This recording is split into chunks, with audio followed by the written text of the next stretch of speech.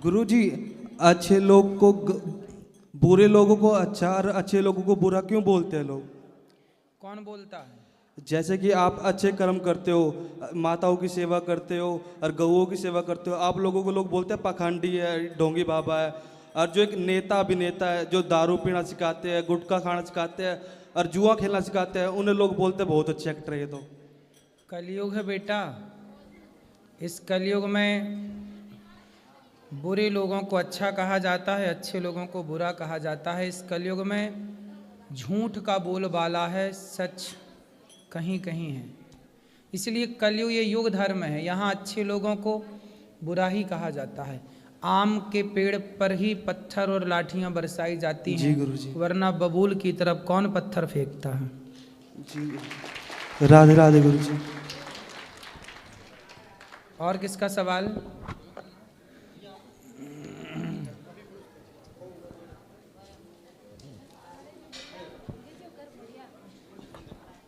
जय श्री नारायण गुरुजी। जी। आपके चरणों में कोट कोट प्रणाम।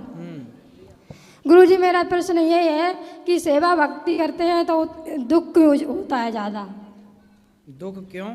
क्यों जितनी सेवा करते हैं उतनी दुख ज़्यादा होता है? नहीं, ऐसा तो नहीं है। सेवा करने वालों को दुख कहाँ मिलता है। ठीक है, थोड़ा जीवन के किसी पहलू में दुख आ भी जाए, पर सदा दुख ना रहता। सदा ना रहा है, सदा ना रहेगा। ना सुख सदा रहा है, ना दुख सदा रहा है। सुख दुख ना बेटा, दुख से घबराना नहीं चाहिए। आप लोग क्या करते हैं, दुख से घबरा जाते हैं। दुख और सुख ऐसे ही आते हैं जैसे दिन आता है फिर रात आती है, रात आती है फिर दिन आ जाता है। 12 घंटे का दिन है तो 12 घंटे की रात है। ऐसे ही यदि जीवन में सुख मिला है तो दुख भी मिलता है ना। तो दुख से घबराना क्यों? जब सुख आता है तब तो आप शिकायत नहीं करते कि हम बहुत सुखी हैं, हमें बहुत दिक्कत हो रही है, इतना सुख क्यों है। सुख से जब दिक्कत नहीं तो फिर थोड़े से दुख से दिक्कत क्यों। इसलिए दुख को भी सहर्ष स्वीकार करना चाहिए और दुख में मजबूत होना चाहिए। ठीक है। यदि हवा ना चले, यदि मौसम में बदलाव ना हो, जब बदलाव मौसम में आता है, तूफान, हवा, बारिश और फसल सारे चीज़ को सहन करती है, तब तो फिर वो किसान के घर फसल पहुंचती है। यदि वो बर्दाश्त ही ना करे, अब देखो सर्दियों में आप घर के अंदर रजाई के अंदर होते हैं, यस, लेकिन गेहूं, चना, ये फसल सर्दी में ही होती हैं। ये पूरी सर्दी में बाहर वो सारी सर्दी को सहती हैं। यदि वो ना सहें तो उनके अंदर फिर वो ताकत कैसे आए जो ताकत उनके अंदर है। इसलिए तो सुख दुख सहना है ना, सहो। आपको सहन करना नहीं आता, इसलिए दुख परेशान करता है। आएगा तो दुख भी हंसते हंसते कट जाएगा। ठीक गुरुजी, अब आप ऐसे आशीर्वाद दो कि सदा बिहारी जी के चरणों में सेवा भक्ति मेरा सदा प्रेम बढ़ता रहे। खुश रहो, खुश रहो।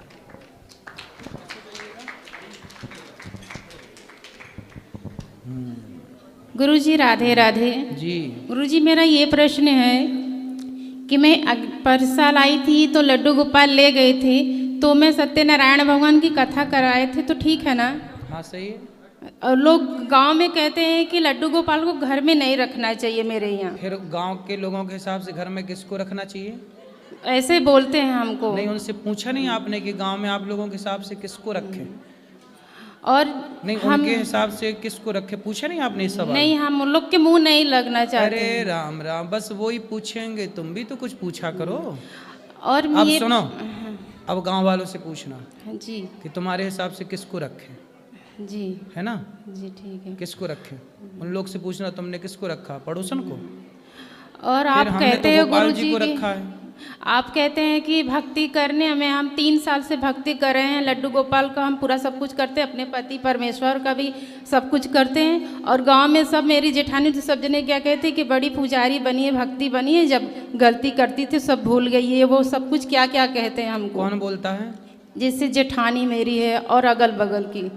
तो जेठानी आपको ऐसा बोलती है कि हाँ, बड़ी भक्तन बनी है? हाँ बोलती है, मेरे सामने बोलती है। तो बोले हम भक्तन बने हैं, तू सूप नखा बन जा।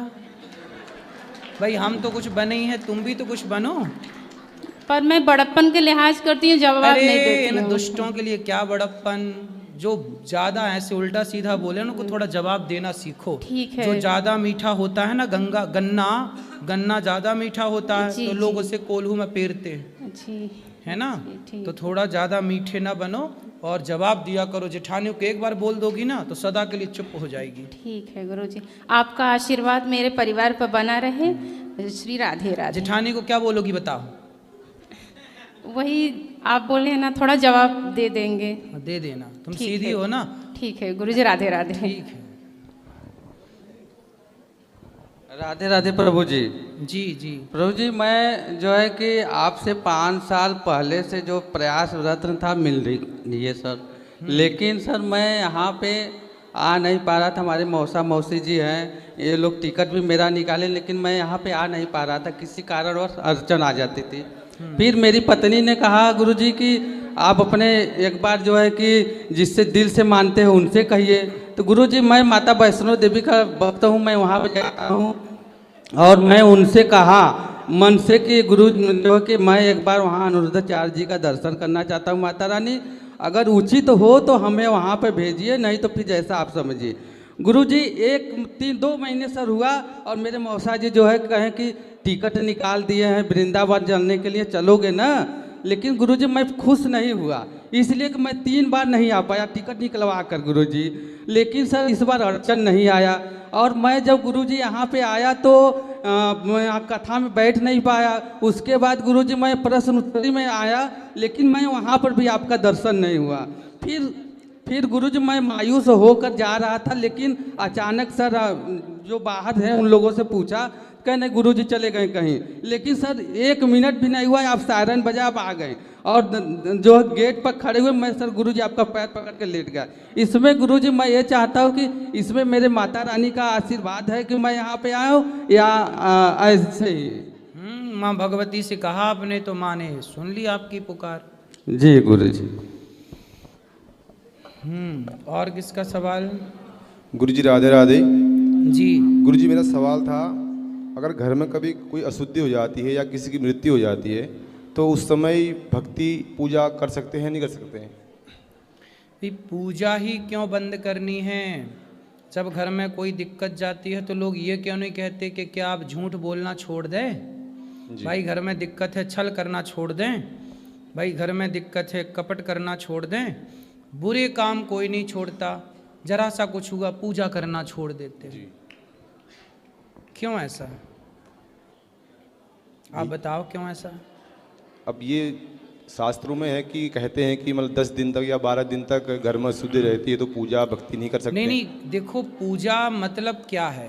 पूजा आप भगवान की मानसिक तो कर सकते हैं। जी जी जी, मानसिक। भगवान का ध्यान तो मानसिक कर सकते हैं। जी जी गुरुजी। पूजा घर में उस समय जो भानेज हैं, छोटे बच्चे हैं, उनसे घर में भगवान की पूजा कराओ। जी। पर आप लोग मानसिक जप करो, मानसिक ध्यान करो। जी। पूजा तो कभी नहीं छोड़नी चाहिए, जी। शारीरिक ना हो पाए तो मानसिक। जी धन्यवाद guru. Hello hello hello. Guruji Radhe Radhe. जी जी मैया। मेरा सवाल है गुरुजी, यहाँ पर महिलाएं और पुरुष आपसे सवाल करते हैं मेरा पति प्यार नहीं करता, मैं ये नहीं करता, तो गुरुजी ये सवाल गुरु से क्यों? अब उनको देखो समस्याएं हैं, उनको लगता है कि प्रश्न करेंगे तो शायद हमारा पति बगल में खड़ा है, हमारी पत्नी बगल में खड़ी है, शायद उसे समझाएंगे। गुरुजी हमारी पत्नी को समझा देंगे, गुरुजी हमारे पति को समझा देंगे, गुरुजी हमारे बेटे को समझा देंगे। तो वो इस भाव से सवाल करते हैं कि शायद ये समझा दें, हमारा गुरुजी हमारा पति शराब पीता है, शायद गुरुजी के समझाने से उसका शराब पीना बंद हो जाए। और बहुत लोग शराब पीना बंद भी कर देते हैं। नहीं गुरुजी, तो मुझे थोड़ा अजीब सा लगता है कि गुरु से जैसी बात करनी चाहिए गुरु से वैसी ही बात करो। ये गुरु से क्या बात करना, मेरी 4 शादी हो गई, 3 शादी हो गई, मेरा पति छोड़ गया, मुझे प्यार नहीं करता है, मुझे बहुत अजीब लगता है। मैं आपका प्रवचन डेली सुनती हूँ, मुझे अच्छा नहीं लगता है। मेरा बेटा कहता है कि क्या सुनती हो, महिलाएं कैसे कैसे सवाल करती हैं गुरुजी से, तुम इनको क्या सुनती हो? आप गुरुजी बताओ। ऐसा मैं है क्या? ना, देखो 98 लोग अच्छे सवाल करते हैं, केवल 2 लोग ऐसे होते हैं जो इस तरह के सवाल करते हैं। तो जो 98 लोग हैं हमें उनकी बात सुननी चाहिए, और 2 लोगों को जो हमें अच्छा नहीं लग रहा उससे आगे बढ़ा देना चाहिए। क्या है, जब आप भोजन की थाली रखती हो ना, तो भोजन की थाली में सब्जी भी होती है तो दाल भी होती है, और सब्जी दाल के अतिरिक्त चटनी भी होती है, और चटनी होने के साथ थोड़ा अचार भी होता है। जी जी। तो व्यक्ति को सब प्रकार का स्वाद अच्छा लगता है, थोड़ा एक लड्डू भी हो जाए, थोड़ा एक मीठा भी हो जाए, तो भाई सबके स्वाद से ही तो हमेशा ही अच्छा ना होगा ना मेरी माँ। पर हम यहाँ बैठे हैं तो कुछ बच्चे हैं, कुछ लोग हैं जो अच्छे सवाल करते हैं तो उसका अच्छा उत्तर भी होता है, कुछ लोग ऐसे सवाल करते हैं तो उसका उत्तर भी उसी तरह से हो जाता है। गुरुजी मेरा मानना है कि भगवान के बारे में पूछो, अपनी समस्या ये क्या है, ये मुझे नहीं अच्छा लगता गुरुजी। सही है, आपका कहना बिल्कुल सही है, पर धीरे धीरे जब लोग सवाल करना सीखेंगे, अभी तक तो क्या था ना कि आज तक बताइए क्या किसी को इस तरह माइक पकड़ के बोलने का कहीं मौका मिलता था? नहीं। तो ये मौका मिलता है, तो जब मौका मिलता है तो लोग सब तरह की बातें करना चाहते हैं। तो धीरे धीरे जो बात आप कहना चाहती हो वो लोगों को धीरे धीरे समझ में आएगी कि गुरु से कैसे सवाल करने चाहिए, क्या पूछना चाहिए। जैसे बच्चा छोटा होता है ना, तो माँ की गोद में जाके सुसु कर देता है, क्योंकि बच्चा है। अब ये छोटे छोटे बच्चे सवाल करते हैं, इन्हें पता ही नहीं होता ना कि सवाल कैसे करने हैं, लेकिन बेचारे शुरुआत तो कर रहे हैं। आज कुछ गलत पूछ रहे हैं तो कल सही भी पूछेंगे। हमें परेशान नहीं होना, ना हमें उन्हें इग्नोर करना है। आज यदि वो कह रहे हैं कि हमारी पत्नी ऐसी है, हमारा परिवार ऐसा है, तो वही लोग कल दूसरी बार आकर के वही भगवान से जुड़ा हुआ सवाल भी करेंगे कि हमने वहाँ गए तो हमारा परिवार अच्छा हुआ, अब हमारा भगवान से प्रेम कैसा हो। पहली सीढ़ी पर पांव जम जाए तब दूसरी सीढ़ी तक पहुँचे। जी मेरा सोचना तो यही है, आपको कोई भी बात पूछनी है गुरु से, अपने भगवान के बारे में पूछो। आप मैच्योर हैं, आप समझदार हैं, पर पहली बार जब बच्चा रोटी बोलता है ना, तो रोटी नहीं बोलता, तोती बोलता है। जी। आप बोलती हैं रोटी, पर बच्चा बोलता है तोती। तो हम ये नहीं कह सकते कि बच्चा तुम तोती क्यों कह रहे हो, रोटी कहो। तोती कह रहे तुम तो रोटी का अपमान कर रहे हो। नहीं, वो बच्चे का स्वभाव है। आज तोती कह रहा है ना, तो कल रोटी भी कहेगा। पर गुरुजी मेरा यही कहना है, कोई भी आगे से मेरी सबसे प्रार्थना है कि गुरु से इस तरह की बातें ना करें। ठीक है, गुरु से करें, पूजा पाठ इस सब की बातें करें, इस तरह की बातें ना करें। सही है, गुरु है। सही है, सही है। राधे राधे गुरुजी। हेलो, राधे राधे गुरुजी। जी राधे राधे। गुरुजी मैं लखनऊ से आया हूँ। हाँ, और मैं आपसे एक सुझाव मांग रहा हूँ। बताओ। कि हमारा पार्टनर जो है वो अपना धैर्य बहुत जल्दी खो देता है और बात बात पर गुस्सा करता है। उसको ये नहीं समझ में आता कि मैं क्या बात कहाँ पर किसके सामने कैसे कर रहा हूँ। कौन है पार्टनर वो आपका? अरे पार्टनर मतलब मेरी वाइफ। वाइफ क्यों? उन्हीं के साथ ज़्यादा प्रॉब्लम है सभी को, हमारे घर में पूरे परिवार को। वो आपकी वाइफ है कि पत्नी है? अरे दोनों एक ही बात है। अरे नहीं, एक बात नहीं। अच्छा, खैर आप ज्ञानी हैं, आपको मालूम होगा, हमारी समझ से एक ही बात है। वाइफ मतलब वो होती है, बीवी मतलब वो होती है जिसको आप भगा के लाते हैं। अच्छा। और पत्नी, धर्म पत्नी मतलब हो, इस पत्नी के आगे जुड़ा है धर्म शब्द। क्या तो जुड़ा है? धर्म पत्नी ही है। हाँ, जबकि वाइफ के आगे नहीं जुड़ता धर्म वाइफ, बीवी के आगे नहीं जुड़ता धर्म बीवी, है ना। मिसेस के आगे नहीं जुड़ता धर्म मिसेस, जबकि पत्नी के आगे जुड़ता है धर्म, क्योंकि धर्म के अनुसार हमने उसका वर्ण किया है, इसलिए वो हमारी धर्म पत्नी है। जी हाँ। अब जो आपकी पत्नी, आपने शादी ब्याह धर्म से किया कि नहीं? धर्म से किया है। तो फिर वो आपकी धर्म पत्नी है, फिर वो आपकी बीवी। यदि भगा के लाए होते आप तो बीवी होती। अच्छा ठीक है, तो धर्म पत्नी है, वो संतुष्ट नहीं होती हैं। कहाँ है वो? यहीं पर बैठी हुई हैं। बात कराओ। मैया, कहाँ इनकी धर्म पत्नी? देखो, वाइफ से आपको धर्म पत्नी तक पहुँचने का जो सफ़र है यहाँ आओ पति परमेश्वर के पास खड़े होके, आप भी इस तरफ आओ, यहाँ आओ कुपचे में, यहाँ लाओ मैया को अंदर, आप भी अंदर आओ, हाँ हाँ निकल आओ, यहीं से निकल आओ। देखो खोल दे लाला वहीं से, इतना टाइम लगा क्यों, वेल्डिंग कर दी क्या? बंधी है रस्सी, डबल रस्सी। मैया जल्दी आओ।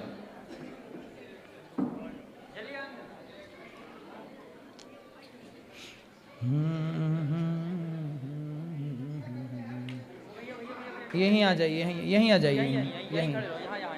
मैया आओ, जल्दी आओ मेरी माँ। कैसी हैं मैया आप? मैया आप बात करो, आप बात करो। कैसी हैं आप?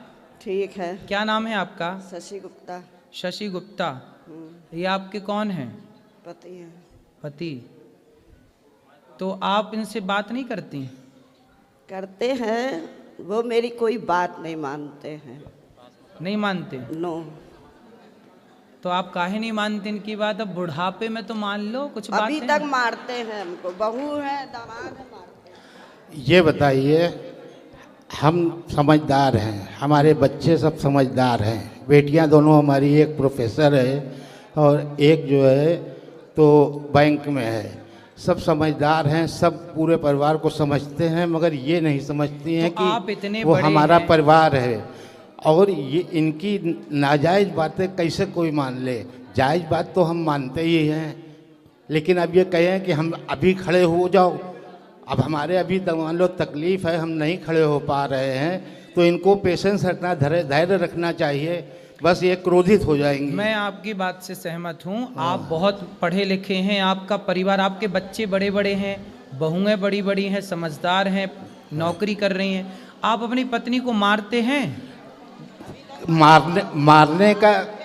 मारने का कारण यही है कि आदमी कब तक बर्दाश्त करेगा, एक सीमा होती है बर्दाश्त करने की। ठीक है। और वो सीमा ऐसी हो जाती है कि सीमा से भी पार हो जाता है, तब क्रोध आता है, और क्रोध में आदमी क्या कर सकता है ये तो आप भी समझते हैं।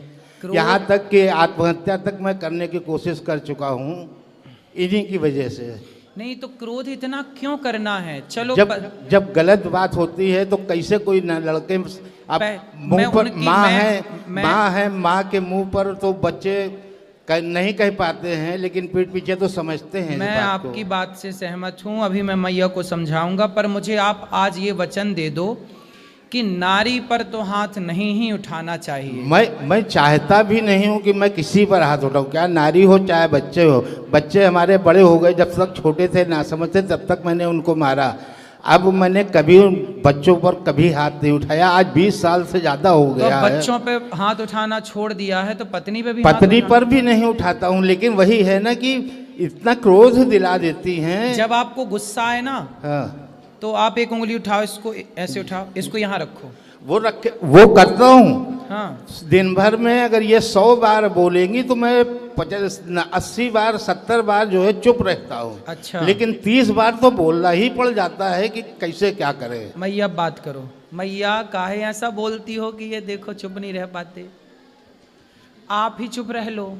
आपसे क्या बताएं, अब आप गुरु हैं, नहीं बता सकते हैं।